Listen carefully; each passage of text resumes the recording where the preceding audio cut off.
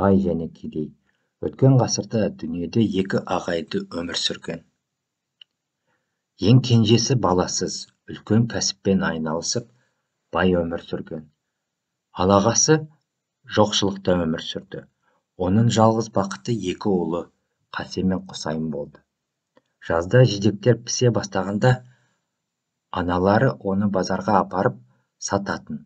Бүкіл отбасы осымен өмір сүрді. Түске таман табиғаттың бәрі тынышталып, көлеңке ең қысқа болып, жарқылдаған судың ағып жатқанын немесе өзенде тұрғанын аңғару қиынға соққанда, Қасен мен Құсайын жағалау бойымен жолға шықты.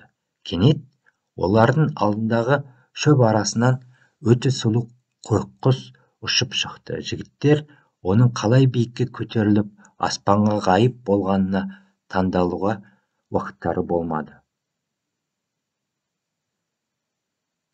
Қасен мен Құсайын оның ұясын іздеуге бел буып, оны тез тауып алды. Ұясында көк тамыры бар ақ жұмыртқаны табады. Балалардың қарны ашылып, табылғанына қуанып қалды. Бірақ жұмыртқаның кішкентай болғаны сонша, Қасен мен Құсайын егер жесек пайдасы шамалы, бай ағаға апарғанымыз дұрыс деп шешті. Үйге кірмей-ақ олар ағасына барып, көк жолақтары бар көк құстың жұмыртқасын сатып аласың ба деп сұрады. Бұны қайдан алдыңдар деп сұрады ағайлары. Далада, шөпте деп жауап берді жігіттер. Нағашы жұмыртқаларды алып, Қасен мен Құсайынға 200 теңге беріп, егер сендер сол құсты ұстап алсаңдар, тағы да 200 теңге беремін деді. Көк құс ағаға не үшін керек екенін Қасен мен Құсайын білмесе де, ойланбастан тұзақтарды алып, көрген жерге барады. Олар тез арада ұя тауып, тұзақ құрып, бұталардың арасына тығылды. Көп ұзамай көк құс ұшып келіп, жан-жағына қарады, қалықтады, ұяға отырды және ұсталды. Жігіттер тамаша көк құсқа қанша өкінсе де, оны нағашысына апарады. Әншейінде Саран бұл жолы сөзінде тұрды. Қасен мен Құсайынға тағы 200 теңге қант, киім-кешек берді. Жігіттер бәрін үйге әкеледі. Ата-аналар қатты қуанды. Бірақ кедейлердің отбасында бақыт ұзаққа бармады. Ағасы көк құсты үйіне әкеліп, сойып әйеліне береді. Мен кешке келемін, деді ол. Мен келгенше кешкі ас әзірлейсің. Бірақ та қара, бұл құстың бірде-бір бөлігін ешкімге берме. Әйелі осындай кішкентай құстан қайдағы кешкі ас деп ойлады. Бірақ ол күйеуімен дауласпады. Құсты тазалап, кесіп, қазанға лақтырып, суын құйып, отқа қойды. Содан кейін ол көршісіне барып, сөйлесіп отырып қалды. Қызығып, Қасен мен Құсайын құстың не болғанын білуге бел бұрды. Ағасының бөлмешесіне кірген соң, олар ешкімнің жоқтығын, қазаннан қою будың шығып жатқанын көрді. Біздің құс қайнатып жатқан жоқ па деп таңғала сұрады Қасен. Ол ма? Құсайын да таңғалды. Олар қазанға барып, майлы қақпағын ашып, баяғы ұстаған құстың қайнап жатқанына көздерін жеткізді. Біз өзіміз ұстаған құсты сынамаймыз ба деп сұрады Қасен. Әрине, бір үзім жасап көрейік, Құсайын жауап берді. Олар құстың жүрегін қасықпен аулап, екіге бөліп, жеп кетіп қалады. Үй иесіне келді.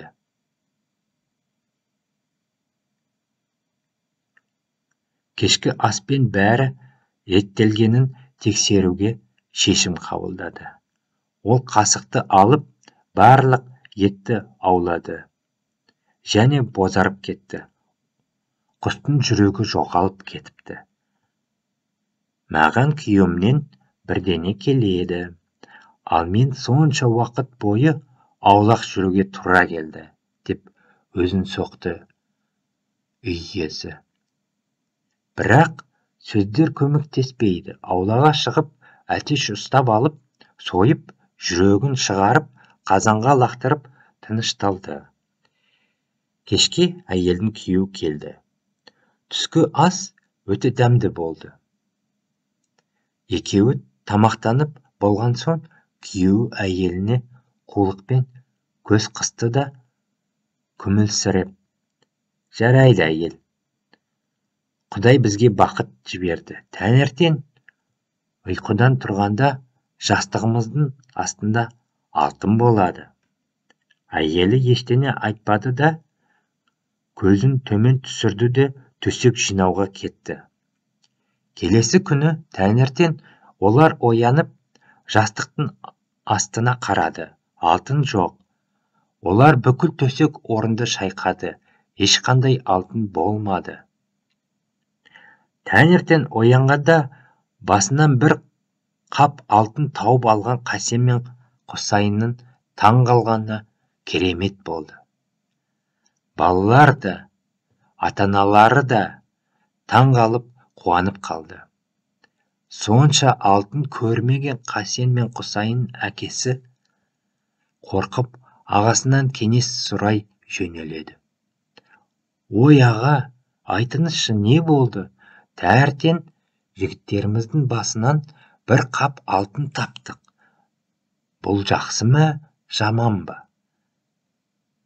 Саудагердің көзі қызғаныштан жалт-жұлт еткенімен, қабағын түйіп, жерге қарап, қатты сөйледі.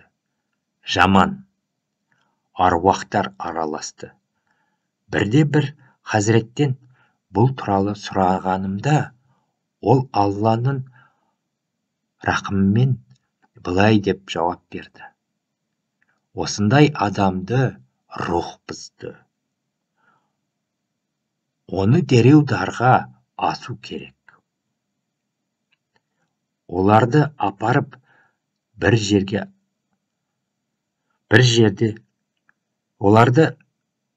апарып өлтіріңдер, әйтпесе саған жақсылық осыдан келмейді». Әкесі үйіне мұңайып қайтты. Әне-міне дегенше ойланып, ақыры шешті: «Жоқ, мен балаларымды өлтіре алмаймын. Көзім көрмейтін, құлағым естімес үшін далаға немесе орманға апарайын. Таңертең көршісінен арба сұрап, балаларды соған отырғызып, бүгін мен сендерді жетектер көп болатын жерге апарамын. Кешке мен сендерге келемін. Ал сендер бір қап қара жидек жинауларың керек». Олар атпен далаға ұзақ жүріп, ақыры қалың орманның шетіне келді. Ағаш діндердің арасына тоғысқан қалың бұтақтар. Жігіттер соның ішінен көп жидектерді көрді. «Ал балалар, осында болыңдар, жидек теріңдер». Әкесі бұдан артық ештеңе айта алмай, бұрылып, жылап, атқа қайтты. Ұзақ уақыт Қасен мен Құсайын қара жидектерді жинап, тынығуға отырды. Әкесін күтті. Ол жақындап қалды. Бірақ әкесі сол уақыттан қайта оралып келмеді. Балалар орманда түнеуге мәжбүр болды. Таңертең олар оянып қараса, бастарының астында тағы бір дорба алтын пайда болыпты. Жігіттер оған тиіспеді. Түндеп жатқан жерінде қалтырып, орманды аралап, көздері қайда қараған жерге жүрді. Жолда қарт аңшыны кездестірді. «Сәлеметсіз бе, ата?» деді жігіттер бір ауыздан. «Сәлеметсіңдер ме, балалар?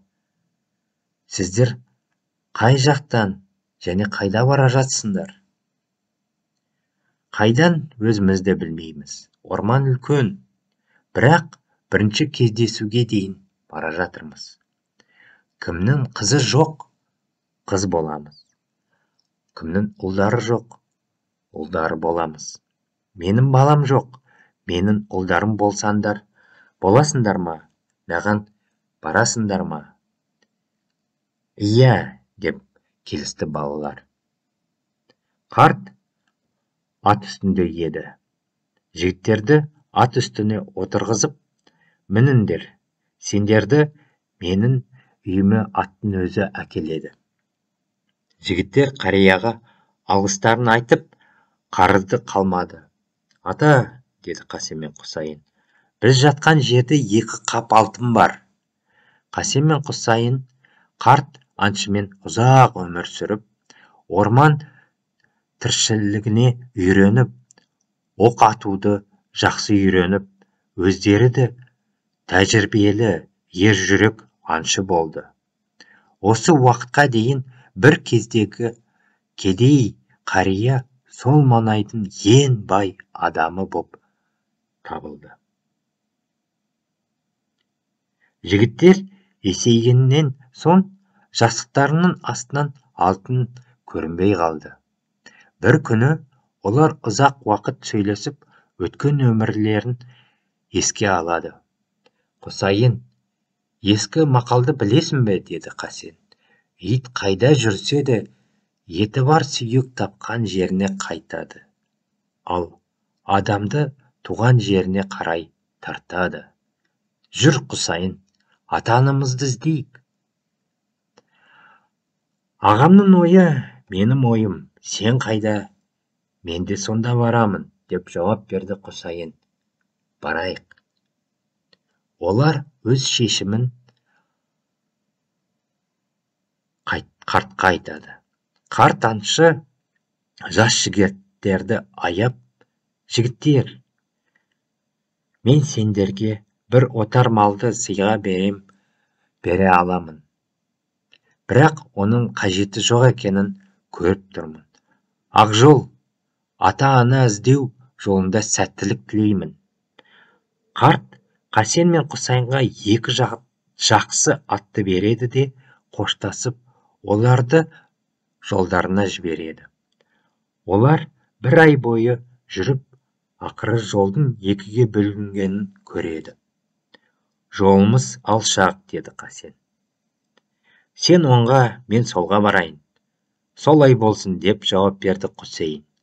«Қай жерде болсақ та, қайтар жолда осында кездесеміз». Жолдың бұрылысында олар пышақты жерге тықты. «Әр қайсымыз тіріміз бе, өліміз бе, мына пышақ көрсетеді. Біреуіміз өлсек, оның жолындағы сабының жартысы жанып кетсін». Қоштасып, Қасен мен Құсайын 2 жаққа кетті. Құсайын әзірше жүре берсін, оның өз жолы бар. Ал біз енді әңгімені Қасен туралы жалғастырайық. Қасен бірнеше көпшіліктен өтіп, ашық далаға шығады. Оның алдында үлкен қала бой көтерді. Қасен қалаға жақындаған сайын таң қалды. Әр жерден қара жаулар көрінді. Үйлердің барлығы үлкен қара шүберектерге оралып тұр. Неліктен қалаңыз аза тұтуда? Қасен бірінші кездескен кемпірден сұрады. «Сіз біздің қаланың тұрғыны емессіз», деп жауап берді кемпір. «Жарайды, қаласаңыз айтайын. 7 басты жылан көрінді. Біз оған күнде бір қыз, бір қоян береміз. Ал бүгін жыланға ханның қызын беру кезегі болды. Хан әр жерге жар салды. Кімде-кім жыланды өлтіріп ханшайымды құтқарса, оған қызын үйленуге береді. Тек мұндай дәрменсіз адам қалада әлі табылмағандықтан, хан барлық жерде қара туларды ілуді бұйырды. Қасен тура ханға барды. Хан үйінде жоқ еді. Бірақ хан сарайының бір бөлмесінде Қасен байланған қоянды және оның қасында адам сөзі жетпейтін сұлу қызды көреді. Оның қара өрімі жібектей жарқырап, жанып тұрған көз қарасы күннің жарқыраған сәулесімен бірдей. Қасенді көрген ханшайым селк ете қалды. «Қорықпа», деп Қасен оны жұбатты. «Мен сені жыланнан құтқарсам, маған қандай рахмет айтасың?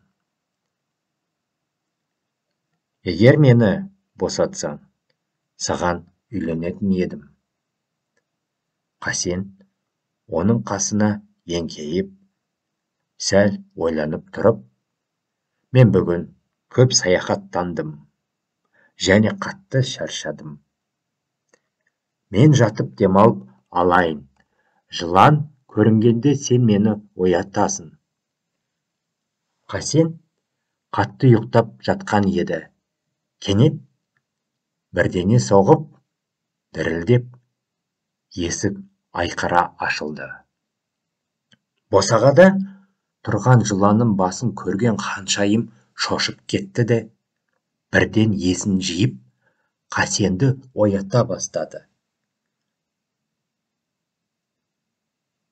Амалы таусылған Қасен қатты ұйықтап қалған. Ол қыздың айқайынан да оянған да жоқ.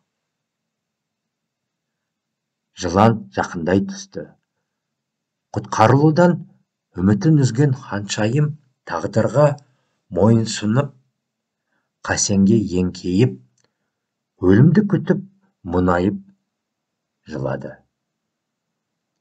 Қыздың ыстық үлкен көз жасы Қасеннің бетіне түсіп, жас жігітті күйдіріп жіберді. Оянған Қасен жыланды көреді. Белбеуінен кескішті суырып алып, Қасен оны бір сермеп еді. Жыланның басы бірден ұшып кетті. Ханшайым қуанып, саусағындағы алтын жүзікті шешіп Қасенге береді. Қасен сарайдан шығып, сол кезде ханның уәзірі абайсызда есікке қараса, қыздың тірі екенін және жыланның өлтіргенін көрген уәзір таң қалды, бірақ ханның алдынан көтерілуге мүмкіндік туғанын бірден түсінді. Қызға өзін көрсетпей асығыс кетіп, күтпеген сүйінші хабармен хан алдына шығады.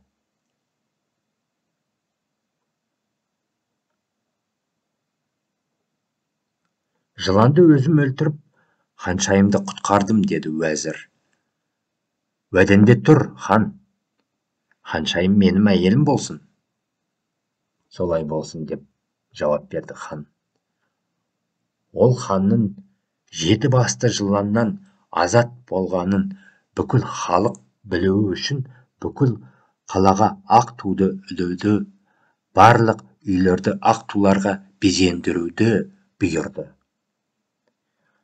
Барлық молдаларды шақырып, қызының тойын уәзірмен бірге тойлады. Осы кезде хан сарайында Қасен де пайда болды. Уәзірдің жыланды жеңгенін мақтап етіп айтқанын естіген Қасен уәзірді нұсқап, ол өтірікші, қорқақ, сөзіңнің растығын қалай дәлелдейсің?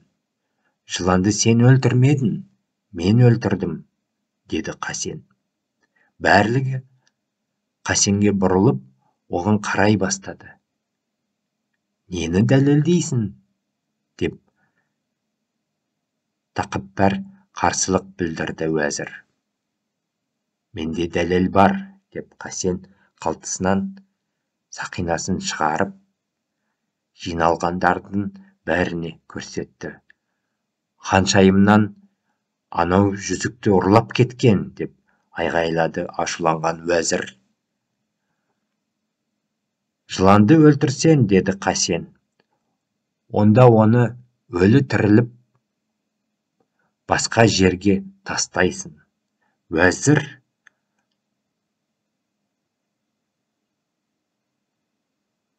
Уәзір батпырау құлақты көтеруге бекер әрекеттенді. Тіпті қозғалта алмады. Сол кезде Қасен келіп, батпырауқты оп-оңай көтеріп, терезеден өзенге лақтырып жіберді. Сонда ханшайымды шақырып, куәлік еткен ханшайым Қасенге нұсқайды.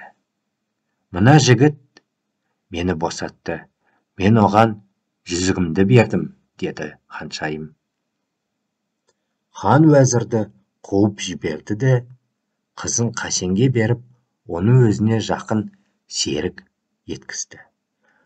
Көп ұзамай Қасен хан сарайында сәнді бөлмелерде тұрудан жалығып, аңға жиі шығатын болды. Ыстық күндердің бірінде ол өзен жағасында ат үстінде келе жатыпты. Онымен бірге әдемі аңшы иті болған. Кенет жел тұрып, күн суытып, қалың қар жауа бастады. Қасен желден, қардан тығылып, жылынатын жерін жан-жағына қарай бастады да, жақын жерде жалғыз шыршаны көреді.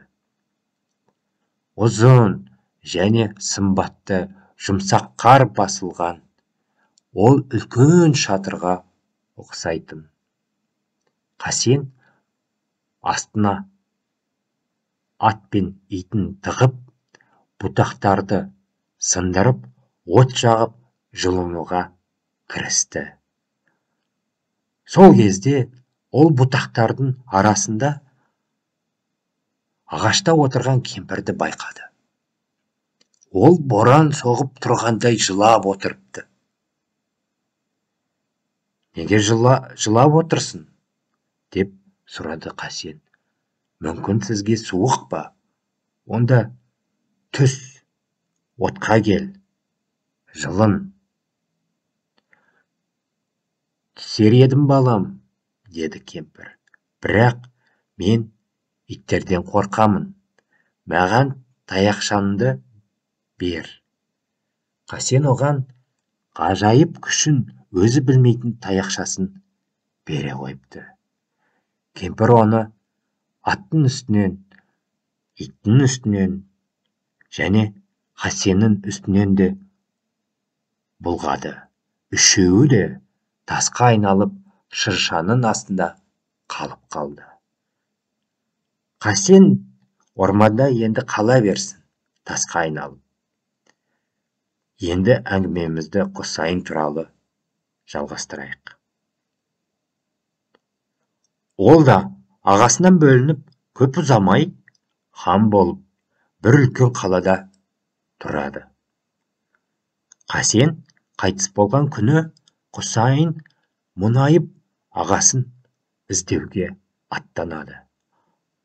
Атын жабдықтаған Құсайын жолға шықты да, ақыры олардың жолдары бөлінген жерге дейін жетті. Пышақ бұрынғы орында қалып тұр екен. Тек Құсайынның жолына бұрылған жартысы ғана бүтін, ал қалған жартысы өртеніп кетіпті. Сонда Құсайын Қасеннің өлгенін түсінді. Ол жылап, тірін көрмесемді, өлгенін табайын, деп шешті Құсайын.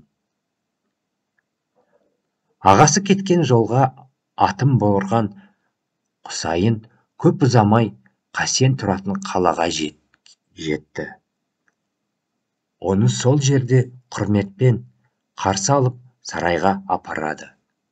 Мұнда Құсайын бір жас әйелді кездестіріп, оның жоғалған ағасының әйелі екенін біледі.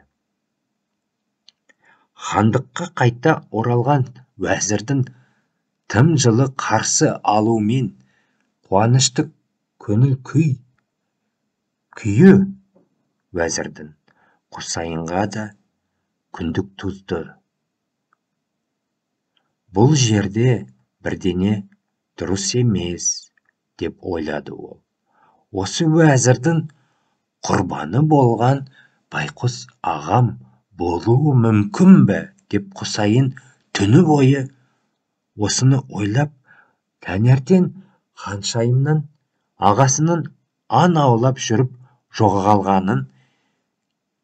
жоғалып кеткенін біліп, ағасын іздеуге өзі де өзен жағасына шықты. Дәл Қасен сияқты Құсайынды да боран басып қалды. Ағасының панасына, моласына айналған шырша Құсайынға да пана болды. От жағып, бұтақтардың арасынан кемпірді көріп, Құсайын да оны аяп кетті. Түс, әже, ағаштан. Отқа келіп жылын, деді Құсайын. Мен түсер едім балам, деді кемпір. Бірақ мен иттерден қорқамын.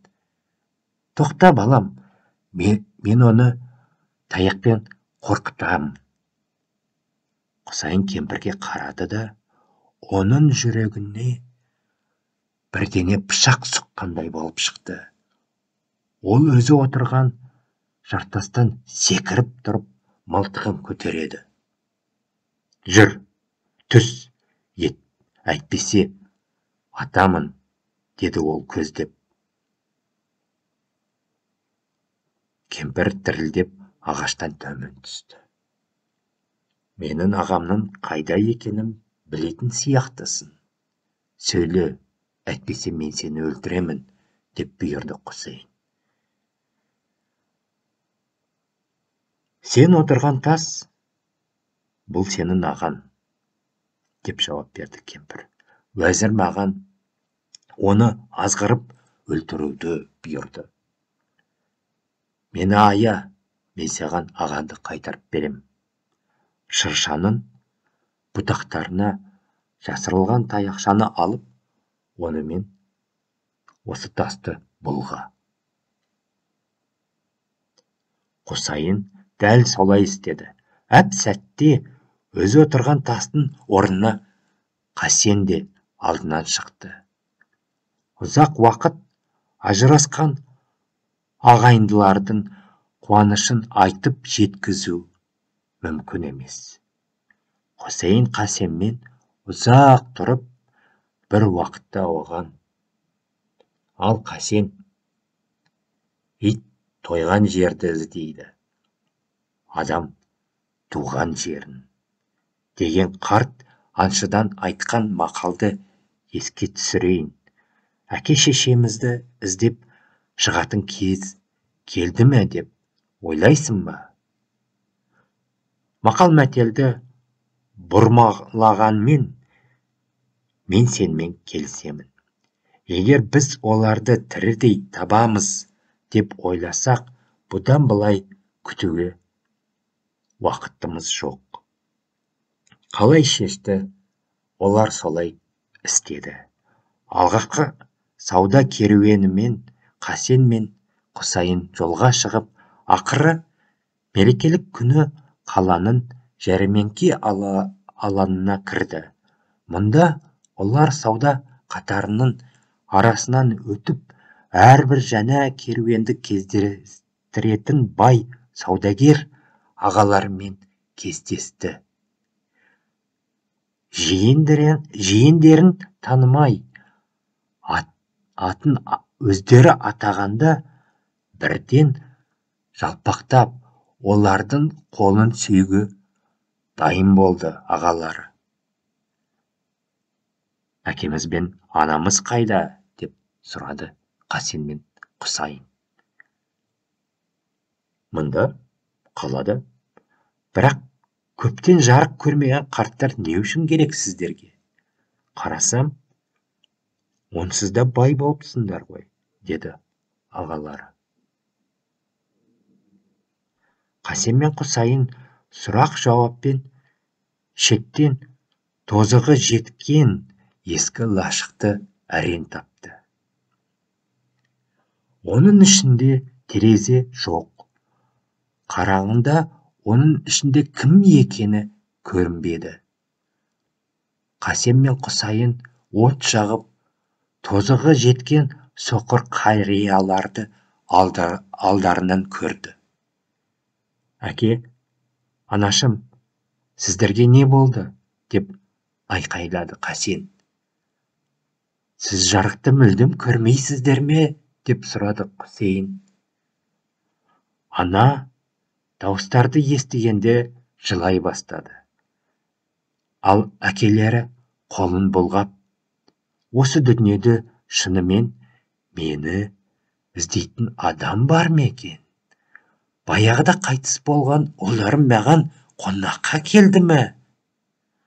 Қасен мен Құсайын барлығын рет-ретімен айтып берді. Қайда тұрғандарын, көргендерін, ақыры ата-анасына қалай жеткендерін айтып берді. Ол кезде неге бізді орманда тастап кеттің? Шынымен алтынның артынан қудың ба? Деп Қасен әкесінен сұрады. Неге сол кезде бізге қайтып келмедің?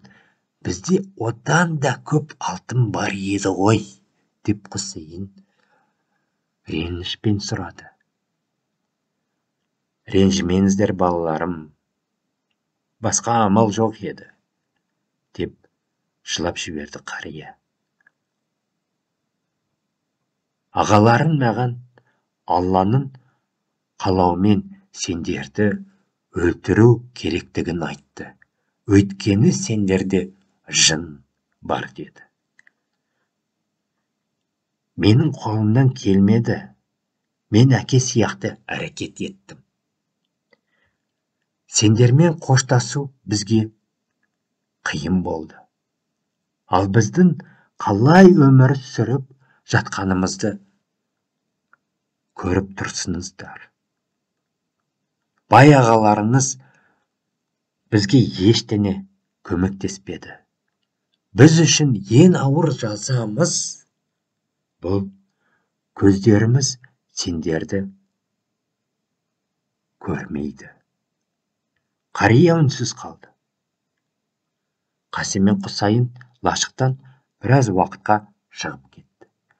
Олар жәрмеңкеге барып, ашкөз ағаларын тауып, оны терең құдыққа тастады.